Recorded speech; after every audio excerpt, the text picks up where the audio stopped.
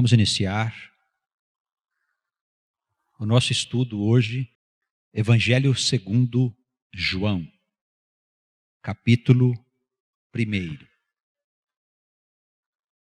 Nós sabemos que este evangelho foi escrito pelo discípulo amado de Jesus, que era o apóstolo João. Ele era o mais jovem dos apóstolos e por isso ele foi o último dos líderes da igreja nascente.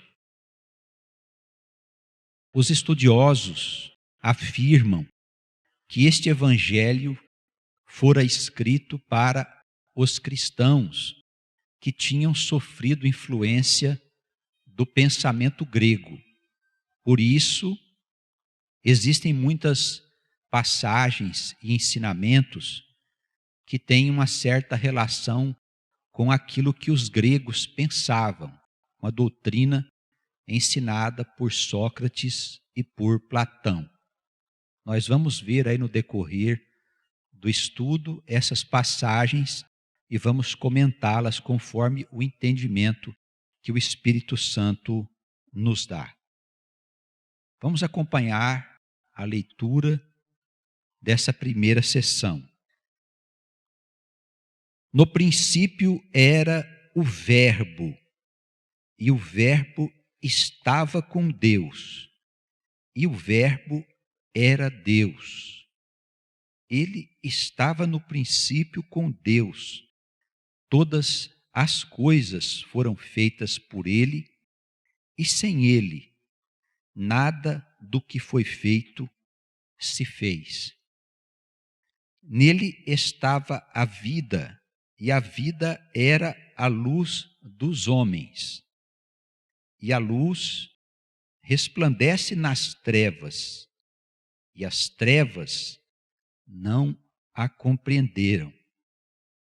Essa introdução, esses primeiros 5 versículos, ele nos fala acerca desse princípio chamado verbo, que os gregos denominavam logos. Como eles viam a criação, eles diziam que abaixo de Deus havia um princípio inteligente chamado logos, e que por meio deste princípio Deus criara todas as coisas. A palavra logos, ela vem do pensamento relacionado com a lógica, ou seja, este princípio era inteligente. Este logos, esta inteligência, segundo o pensamento grego, estava em todos os lugares, por toda parte no universo, como se estivesse latente em todas as coisas vivas, animadas e também nas coisas inanimadas, tanto na intimidade das coisas vivas que foram criadas por Deus, quanto também em todas as formas de matéria que nós conhecemos. É como se uma inteligência guiasse, governasse todas as coisas. E essa inteligência, ela não seria caótica. Quer dizer, não era uma coisa louca que estava desorganizada e espalhada pelo universo.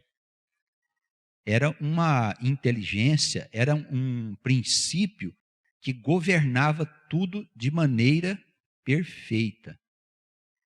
Esse era o logos que os gregos diziam existir.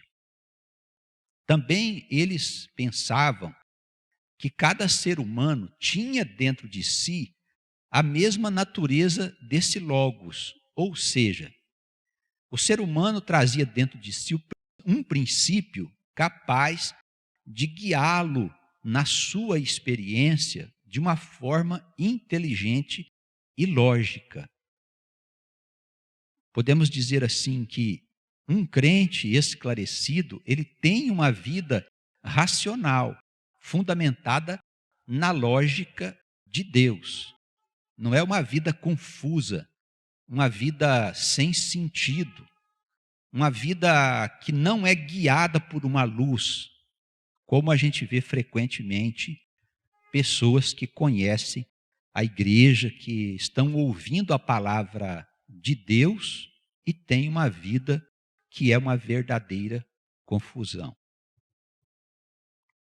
Nós que somos filhos de Deus, precisamos ser guiados pelo Espírito de Deus. Ou seja, por este Logos, por este Verbo, por esta inteligência que está em toda parte. Aquela pessoa que ainda não conheceu o Senhor, ela tem em si mesmo este princípio adormecido. E ele precisa ser despertado. E como é que é despertado este princípio lógico de vida racional fundamentada em Deus? Este princípio ele acorda por meio da palavra que é anunciada na igreja. Essa é a grande tarefa que os pastores, os missionários, os pregadores têm de anunciar este chamamento, de pregar esta palavra que serviu a todas as gerações relacionadas com o povo santo, com o povo escolhido. Por meio desta pregação, a palavra, ela funciona como um martelo que vai batendo naquelas consciências adormecidas até que ela desperte. Enquanto isso não acontece, a vida da pessoa é uma grande confusão. E não é só a vida material, não. Se nós pudéssemos olhar para dentro de uma pessoa e ver o seu mundo mental, nós também veríamos que a vida de confusão que está à volta dela nada mais é do que um reflexo daquilo que está dentro do seu coração.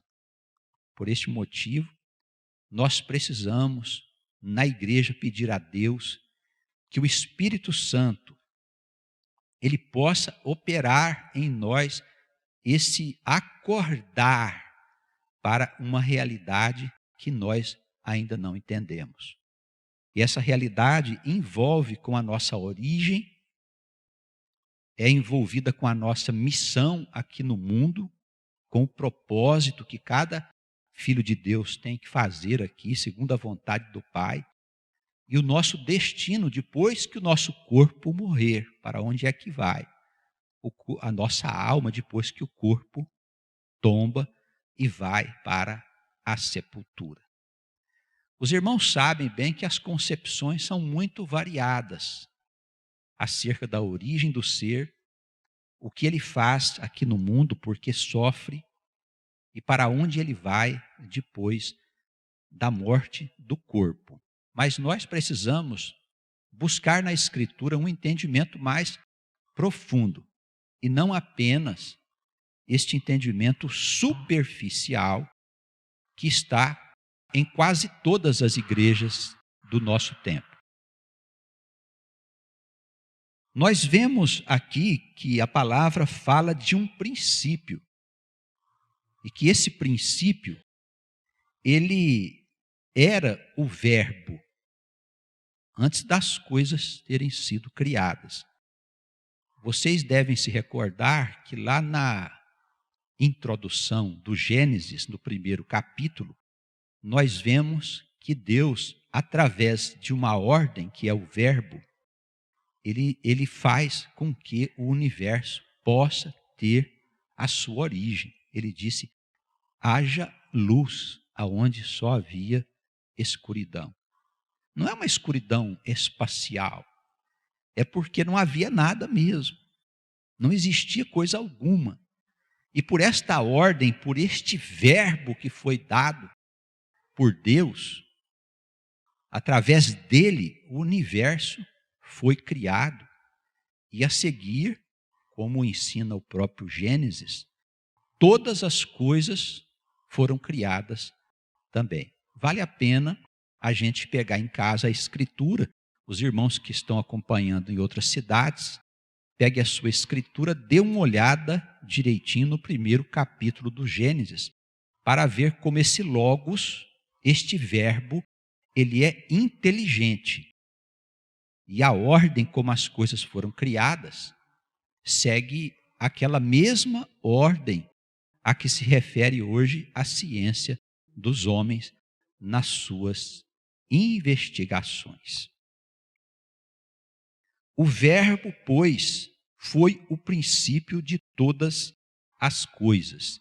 E este verbo, este logos, este Cristo, como é conhecida a palavra em grego, ele estava com Deus, porque ele faz parte da natureza do próprio Deus, que quando se manifesta, ele faz através dessa vontade, dessa ordem que é determinada pelo Criador. Daí aparece toda a sua criação. E nós temos um outro princípio que também faz parte do próprio Criador, que é o Espírito Santo. Estas três coisas, a chamada Santíssima Trindade, é que promove tudo isso que nós conhecemos como vida e como este universo que está aí, espalhado aí por este espaço sem fim. No princípio era o Verbo, e o Verbo estava com Deus, e o Verbo era Deus. Ele estava no princípio com Deus. Todas as coisas foram feitas por ele. E sem ele, nada do que foi feito se fez. Todas as coisas nasceram dessa vontade manifesta de Deus. O universo inteiro, o espaço, o tempo, as energias, mais tarde esta matéria difusa que foi criada lá nos primórdios da história, ela começou a se condensar e a se organizar, dando seguimento a um plano divino, desta inteligência lógica que fez com que as coisas se organizassem como nós hoje as conhecemos. Tá bem? Então, para nós, irmãos, nós precisamos tomar esta consciência. Veja, eu costumo dizer com frequência que isso não tem a ver com igreja, com religião. Isso tem a ver com uma consciência universal. Nós precisamos tomar consciência de quem nós somos, como filhos de Deus, do Deus que criou todas as coisas, e todos os povos, nações e línguas, e ainda todos os lugares que você puder imaginar, que os telescópios aí conseguem sondar lá longe, vendo uma galáxia aqui, outra lá, outra se movimentando para um lugar desconhecido, um universo em expansão, que ninguém sabe para onde está indo. Todas estas coisas foram criadas por esta vontade manifesta de Deus, chamada Verbo, Logos ou Cristo. Tá bem? No versículo 4, há uma novidade na palavra, porque ela diz que a vida estava com o Verbo. Ou seja, todas as coisas relacionadas com a vida em toda a criação veio também deste Verbo, desta vontade manifesta do Criador, que nós podemos conferir lá no Gênesis, capítulo 1. Dê uma olhada lá, você tem um resumo das ordens que o Criador deu para que tudo pudesse existir. A vida, pois, estava com ele. Mas a vida aqui que ele se refere não é apenas a vida orgânica, não está falando apenas da vida do corpo. Ele está falando aqui, acima de tudo, de uma vida que seja guiada por um princípio de racionalidade, de lógica, de inteligência. Por isso eu digo, Deus não é o absurdo. Deus é inteligente. A obra de Deus é lógica. Nós podemos até não compreender as coisas que estão acontecendo à nossa volta por causa do nosso atraso, por causa de estarmos envoltos num mundo de muita ignorância espiritual, mas que tudo tem um sentido lógico e perfeito dentro da obra do Criador. Disso nós não podemos abrir mão. Não podemos ser contrários a esta ideia de que todas as coisas que estão se passando, todas as coisas, mesmo as piores coisas, elas fazem parte de um plano que nós ainda não temos conhecimento. Ele diz que a vida era a luz dos homens. Agora ele dirige esta vida para a criatura humana especificamente. Agora a palavra, ela está voltada de uma maneira especial àquela criação do Pai que está acima de todas as outras coisas que ele fez, que é o homem. O homem e a mulher, eles são as criaturas de Deus. E é claro, é evidente que Deus quer dignificar estes filhos. É claro que Deus quer glorificar esses filhos. Evidente que Ele quer nos dar o conhecimento de todas as coisas. Ele quer se mostrar para nós na sua verdadeira natureza, para que nós possamos viver como deuses e não como homens. Isso precisa ficar claro. Se nós não avançarmos além das convenções religiosas, além dos discursos tradicionais, irmãos, nós vamos ter uma surpresa muito desagradável. E pode acontecer que esta surpresa venha quando ainda nós estamos em vida, porque quando acordarmos do outro lado vai ser muito pior. Pode ter certeza disso. Nós vamos acordar no escuro. Então, existe uma vida que é luz para os homens. Essa luz é que nós precisamos buscá-la. Ela não está numa pessoa. Ela não está numa igreja.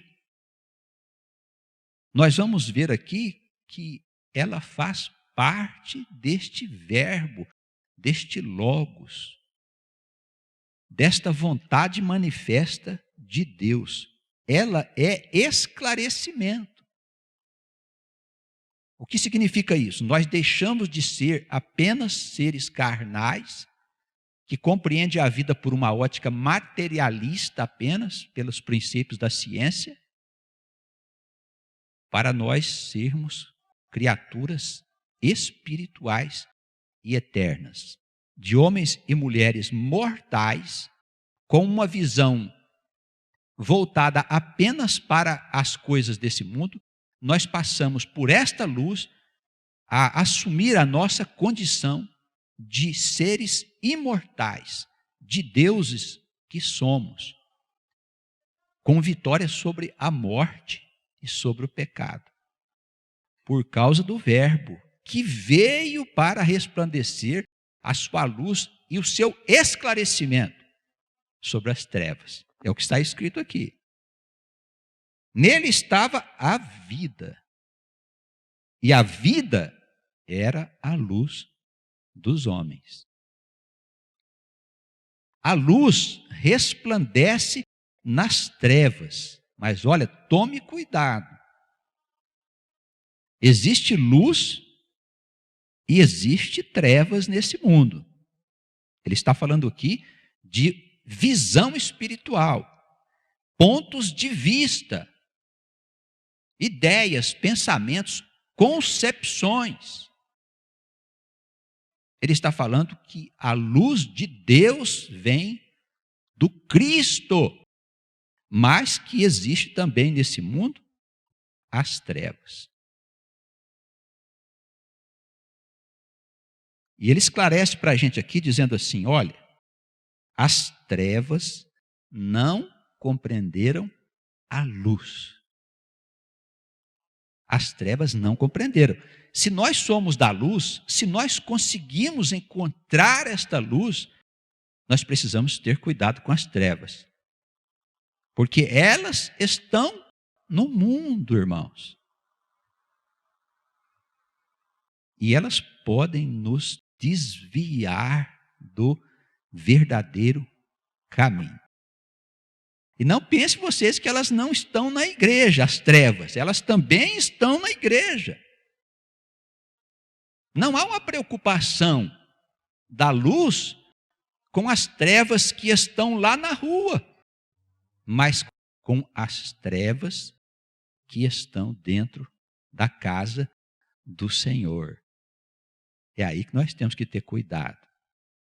E precisamos aprender a discernir o Espírito, para ele não nos enganar.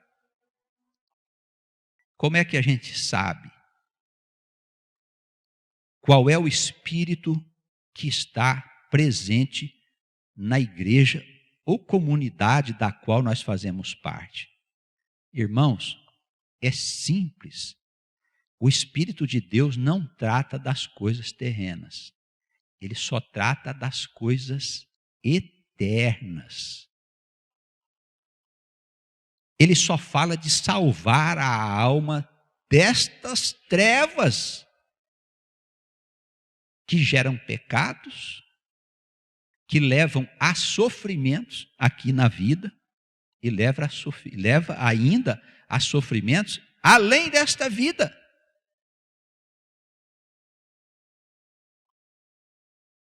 Precisamos aprender a discernir. A igreja do Verbo, a igreja do Logos, a igreja de Cristo, ela se ocupa essencialmente com a salvação das almas e com a sua imortalidade.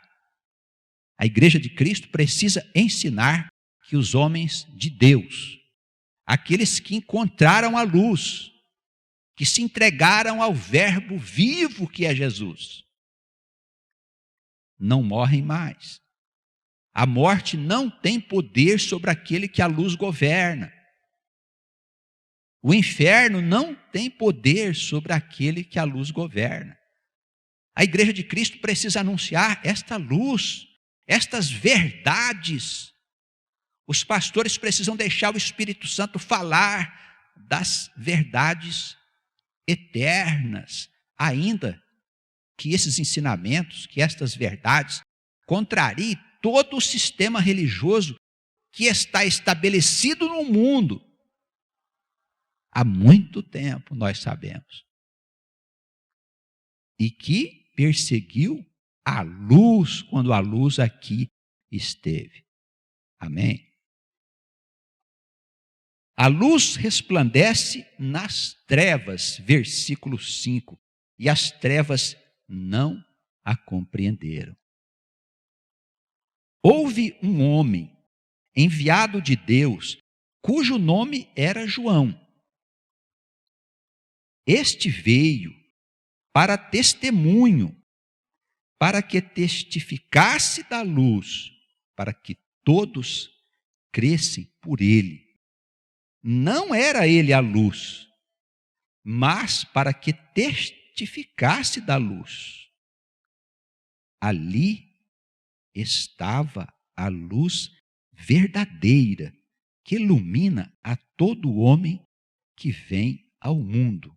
Estava no mundo, e o mundo foi feito por ele, e o mundo não o conheceu. Veio para o que era seu, e os seus não o receberam. Amém? Ele fala agora que a luz veio ao mundo na pessoa de Jesus. Veio ao mundo para que o mundo pudesse ser salvo, irmãos. E o mundo foi feito por ele. É Cristo que fez esse mundo. É Cristo que criou as nossas almas. É Cristo que escreveu o nosso nome no livro da vida daqueles que haverão de ser salvos nesta humanidade quando chegar o juízo. Cristo é o nosso pastor, irmãos. Nós precisamos ver a seriedade das coisas de Deus, deixar de sermos infantis na igreja do Senhor, deixar de ir à igreja para pedir as quinquilharias desta vida, irmãos, para pedir a Deus prosperidade. As pessoas se perderam. O espírito de Satanás está enganando muitos irmãos, achando que Deus vai ajudá-los a ter prosperidade material.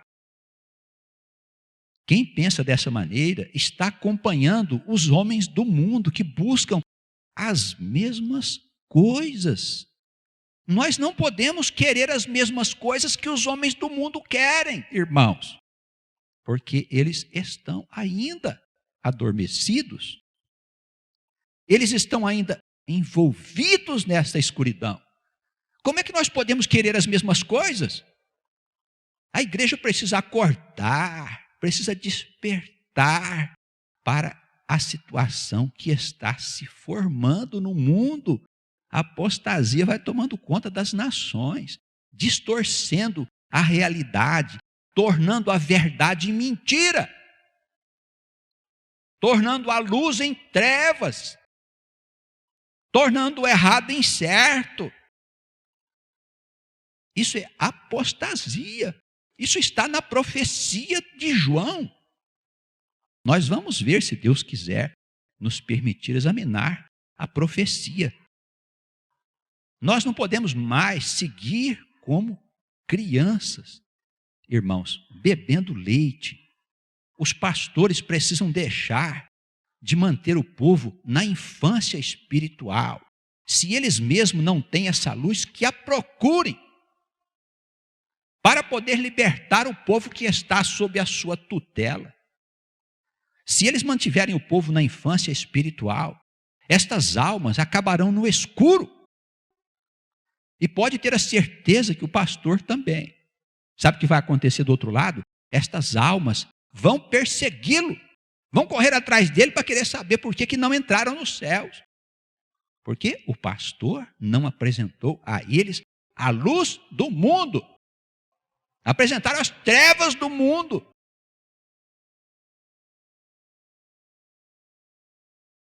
É muito sério, irmãos.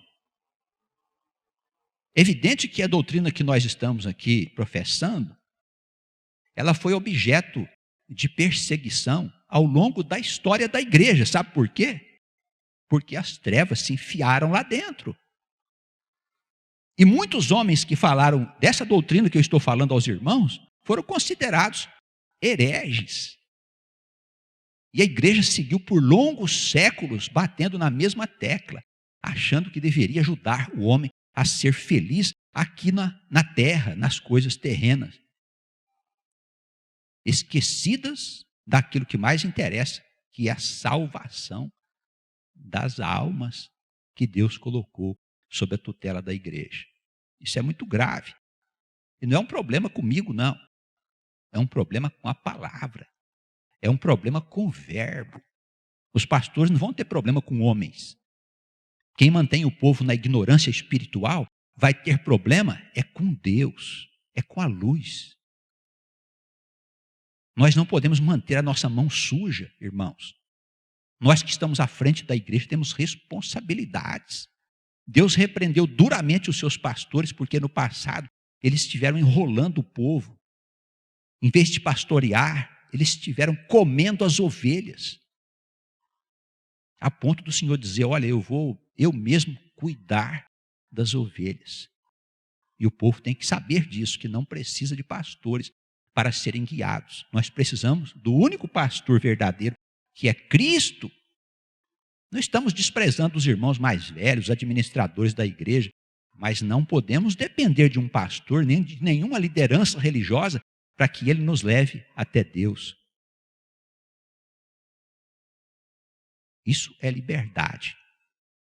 A luz é liberdade. Cristo é liberdade. O verbo é liberdade. O logos é liberdade. é sabedoria. A inteligência que Deus nos deu precisa ser usada para nós compreendermos a luz e recebermos a luz com alegria. Então Jesus veio para os seus, mas eles não o receberam. Versículo 12. A todos quantos o receberam, deu-lhes o poder de serem feitos filhos de Deus, aos que creem no seu nome, os quais não nasceram do sangue nem da vontade do homem, mas da vontade de Deus. Amém? Ele veio para o povo escolhido. O apóstolo Paulo, quando ele desenvolve a doutrina de Jesus, ele ensina que o povo não aceitou Jesus de maneira que se cumprisse a vontade do Pai, para que outros pudessem ser salvos.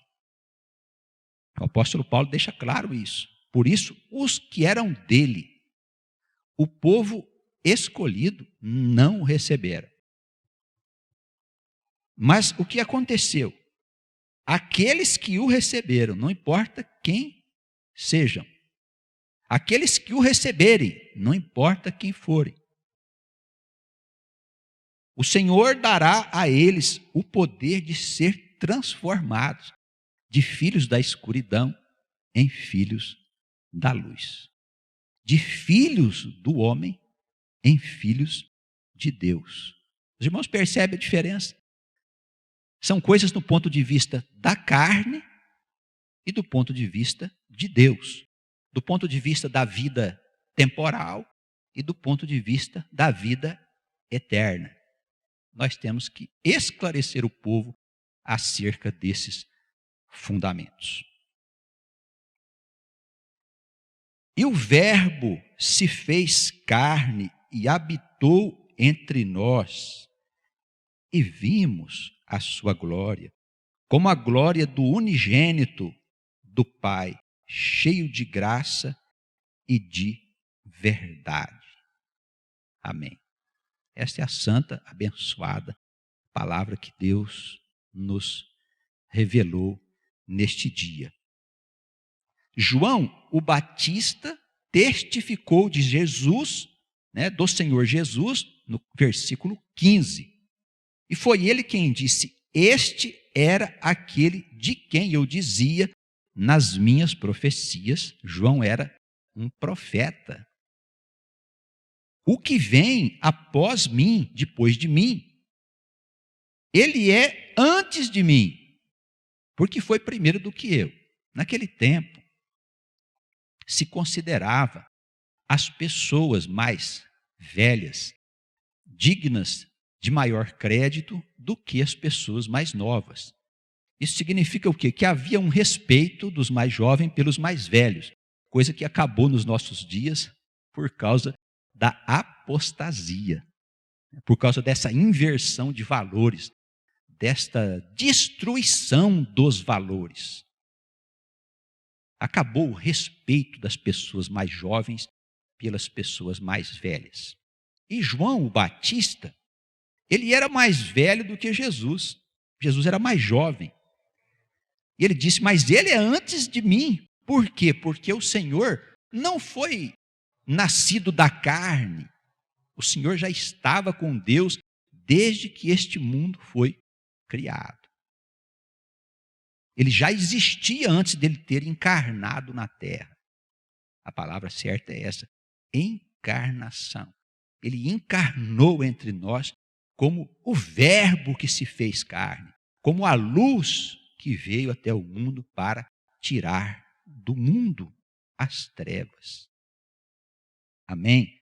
E todos nós, diz ele no versículo 16, recebemos também da sua plenitude, e graça por graça, de graça ele foi dado para nós. Não foi cobrado nada de nós para que o Senhor descesse dos céus a nos socorrer. Não foi cobrado nada. Não existe nenhuma lei ou mandamento escrito que você tem que cumprir para receber o Senhor. Ele veio ao teu encontro. Ele veio para te ajudar a sair dessas trevas que estão no mundo, irmãos. Graça por graça, isso precisa ficar claro. Versículo 16. E olha o que ele diz a seguir aqui, para nós ficarmos atentos quanto à questão da lei. A lei, infelizmente, ainda está dentro das igrejas cristãs, em formas de obrigações, em formas de constrangimentos e tantas coisas mais que não tem muito a ver com esta liberdade. A lei foi dada por Moisés. Era o primeiro tempo, a primeira aliança. A graça e a verdade vieram por Jesus Cristo. Amém? Isso significa o quê? Que a lei, ela não é a verdade anunciada por Cristo.